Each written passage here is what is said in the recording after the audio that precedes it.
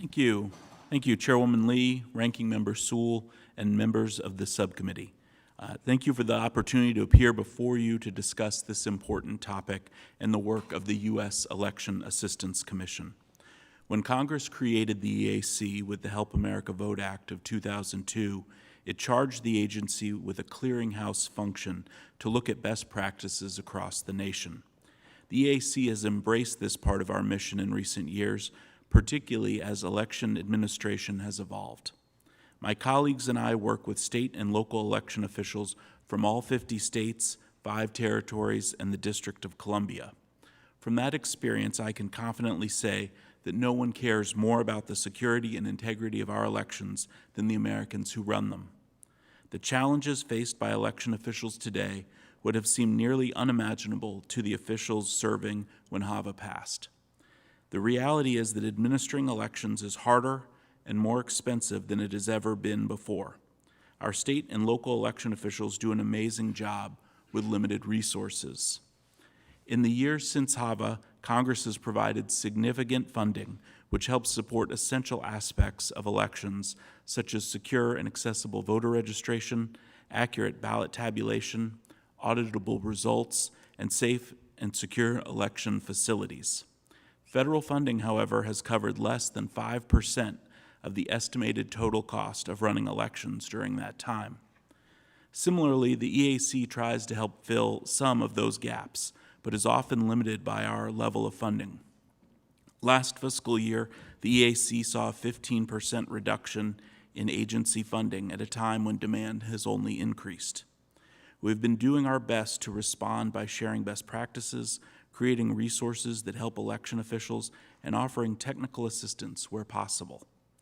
In fact, this past month we held meetings with our advisory boards made up of election officials from across the country and other key stakeholders.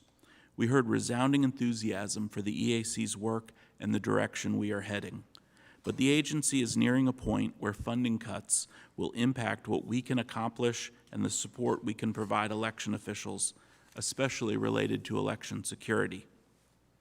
My colleagues spoke about our election technology and field services team. They are doing amazing work, but they're a team of only 10 people.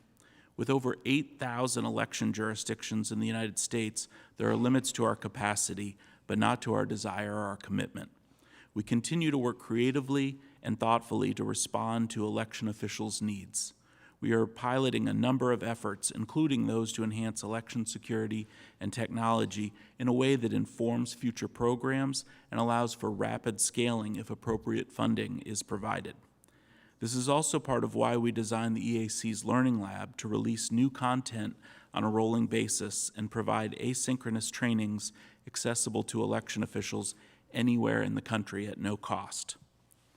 Additionally, one of the agency's most significant accomplishments was the development and adoption of the 2.0 version of the voluntary voting system guidelines. As Vice Chair McCormick noted, there are now 2 systems certified to this standard and 5 more in the testing process. A report that we shared with Congress this week notes that much of the voting equipment in use is nearing the end of their recommended lifespans and conservatively estimates a cost of $2.7 billion for jurisdictions across the country to make this transition. I mention this because we must consistently invest in our election administration infrastructure. Too often we're bailed out by the innovation and hard work of the public servants that run our elections. Many seasoned election officials have left the profession, taking with them valuable institutional knowledge. To fully meet the challenges of this moment and ensure our elections remain secure, there needs to be greater support for elections at the local, state, and federal levels. We know this investment matters. Since 2018, states report using HAVA security grants to replace paperless voting systems, harden statewide voter registration databases, increase cybersecurity training, and enhance physical security. Many of these improvements to election security were made possible because of the federal funding and congressional support. At the EAC, we are committed to continuing to do everything we can to ensure elections are safe, secure, accurate, and accessible. Thank you for the opportunity to testify about our work and the challenges facing election officials. I'm happy to answer any questions you may have.